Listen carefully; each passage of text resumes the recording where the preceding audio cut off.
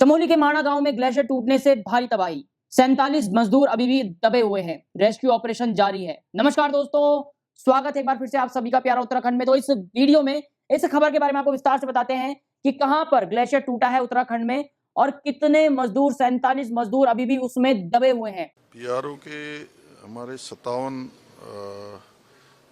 श्रमिक उसमें फंसे थे और एवलांच आने से जिसमें से 16 को सुरक्षित निकाल लिया गया है।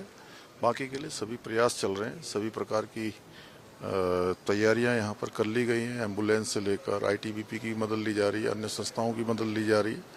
आपदा प्रबंधन विभाग हमारा पूरी तरह से सक्रिय, जिला प्रशासन भी, और हम लोग स्वयं सभी लोग लगातार संपर्क में हैं और हमारा प्रयास है कि सभी को सुरक्षित जल्दी से जल्दी बाहर निकाला जाए। आपको बता दें कि ये जो घटना है, ये घटना चमोली की है और उत्तराखंड के चमोली में एक बहुत बड़ी दुर्घटना हो गई है। जहां आपको बता दें कि माणा गांव, आपको पता ही है उत्तराखंड का पहला गांव माणा गांव, इस गांव में ग्लेशियर टूटने से भारी तबाही मच गई है, जिसकी चपेट में आने से 47 जो मजदूर हैं वो बर्फ के नीचे दब गए हैं। आपको बता दें कि 57 मजदूर इस हादसे का शिकार हुए थे, लेकिन 10 मजदूरों को इस समय रेस्क्यू कर लिया गया है और बाकी 47 मजदूरों की तलाश में इस समय रेस्क्यू टीम वहां पर मौजूद है और उन दबे हुए 47 मजदूरों की तलाश जारी है। हादसे के बाद मौके पर प्रशासन और बीआरओ की टीम रवाना हो गई है। फिलहाल आईटीबीपी यानी कि Indo Tibet border police force और गढ़वाल स्काउट की टीम रेस्क्यू ऑपरेशन में जुटी हुई है। जी हां, चमोली के माणा गांव से खबर आ रही है जिसमें कि 47 जो मजदूर हैं वो इस समय बर्फ में दब चुके हैं, दबे हुए हैं। जो घटना थी, जो हादसा था, वो 57 मजदूरों के साथ हुआ था। 57 मजदूर इस ग्लेशियर टूटने की वजह से इस बर्फ के नीचे दब गए थे, लेकिन 10 को रेस्क्यू कर लिया गया और 47 का भी कुछ पता नहीं है, जिसको रेस्क्यू करने के लिए इस समय आईटीबीपी और गढ़वाल स्काउट की टीम रेस्क्यू ऑपरेशन में जुटी हुई है। और बीआरओ और प्रशासन, जो उत्तराखंड सरकार है उसकी तरफ से एसडीआरएफ और एनडीआरएफ की टीम है, वो भी वहां पर रवाना हो चुकी है। आपको बता दें कि जो हादसा है, ये हादसे के वक्त घटना स्थल पर बड़ी तादाद में प्राइवेट ठेकेदार के मजदूर काम कर रहे थे। जो सभी मजदूर बीआरओ के कॉन्ट्रैक्ट में काम कर रहे थे, वो सब ठेकेदार के मजदूर थे और एवलांच आने से सभी इधर उधर भागने लगे। एक भारी एवलांच आया माणा गांव के पास, ये सारे मजदूर काम कर रहे थे, 57 के 57 जो कि प्राइवेट ठेकेदार के मजदूर थे। बीआरओ के कॉन्ट्रैक्ट बेस पर जो ठेकेदार है उनके ये मजदूर थे और एवलांच आने पर, एक बहुत बड़ा जो ग्लेशियर है उसमें एवलांच आने पर जो मजदूर हैं वो इधर उधर भागने लगे, जिसमें से कुछ मजदूर अपनी जान बचाने में कामयाब हो गए। तो वहीं आपको बता दें कि 57 जो मजदूर हैं इस बर्फ की चपेट में आ गए, जिसमें से अभी तक 10 मजदूरों को रेस्क्यू कर लिया गया है और 47 मजदूर अभी भी इस बर्फ में फंसे हुए हैं, जिनकी अभी खोजबीन जारी है।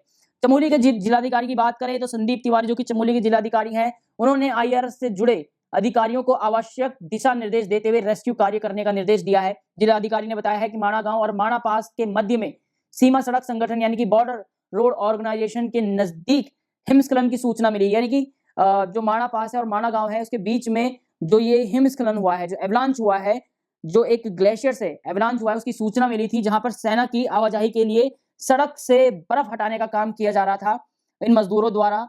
जो बॉर्डर पे तैनात सेना है उसकी आवाजाही के लिए आज जैसे कि आप सभी को बताया कि पिछले 2 दिन से उत्तराखंड का मौसम एकदम बदला हुआ है।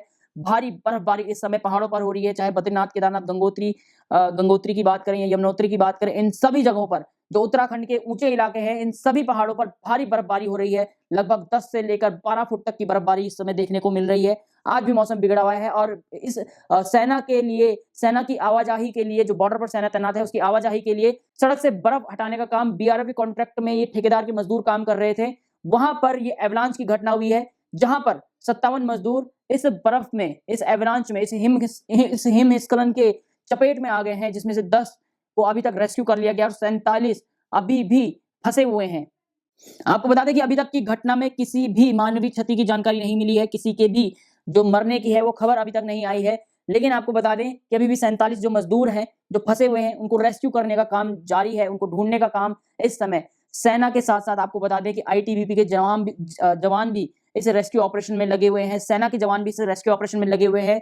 माणा पास के, जो माणा पास है, भारत का पहला गांव है माणा पास, और माणा गांव के बीच की ये जो जगह है, इसमें आईटीबीपी के जवानों के साथ साथ सेना के जवान भी रेस्क्यू ऑपरेशन में लगे हुए हैं, एनडीआरएफ के जवान भी रेस्क्यू ऑपरेशन में लगे हुए हैं, एसडीआरएफ के जवान भी है वहां पर, और कई रेस्क्यू टीमें हैं जो मौके के लिए इस समय रवाना हो चुकी हैं। उत्तराखंड के मुख्यमंत्री पुष्कर सिंह धामी का इस पर ट्वीट भी आया है। आपको बता दें कि पुष्कर सिंह धामी ने कहा है, लिखा है अपने ट्वीट में कि जनपद चमोली में माणा गांव के निकट बीआरओ द्वारा संचालित निर्माण कार्य के दौरान हिमस्खलन की वजह से कई मजदूरों के दबने की दुखद समाचार प्राप्त हुआ है। ये ट्वीट में पुष्कर सिंह धामी उत्तराखंड के मुख्यमंत्री लिख रहे हैं।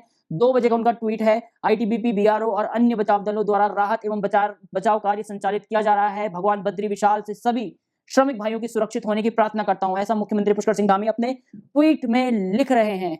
आप सभी को बता दें कि घटना है, ये आज की घटना है। पिछले 2 दिन से जो पहाड़ है, पहाड़ का मौसम काफी खराब हो रखा है। उत्तराखंड के साथ साथ हिमाचल प्रदेश, जम्मू कश्मीर और जितने भी पहाड़ी इलाके हैं, इन सभी में भारी बारिश और बर्फबारी हमें देखने को मिल रही है। और एक दुर्घटना आज उत्तराखंड में हुई है। माणा पास से माणा गांव के बीच में जो ये सड़क है, जिस पर मजदूर काम कर रहे थे बर्फ हटाने का, सेना की आवाजाही के लिए बर्फ हटाने के दौरान, इस सड़क पर बर्फ हटाने के दौरान एक एवलांच हुआ, हिमस्खलन हुआ और बर्फ में 57 मजदूर दब गए हैं। ताजा जानकारी के अनुसार आपको बता दें कि अभी 10 जो मजदूर हैं उनका रेस्क्यू कर लिया गया है, लेकिन बाकी जो 47 मजदूर हैं उनकी तलाश अभी जारी है। और सीएम पुष्कर सिंह धामी इस पर अपनी पैनी नजर रखे हुए हैं। उन्होंने अभी 2 बजे ट्वीट भी किया है और इस घटना के बारे में उन्होंने बताया भी है और ये भी बताया है कि आईटीबीपी और बीआरओ और अन्य बचाव दल जैसे एसडीआरएफ, एनडीआरएफ हो गए, सेना के जवान भी इस बचाव दल में शामिल हैं, जो कि रेस्क्यू का काम किया जा रहा है।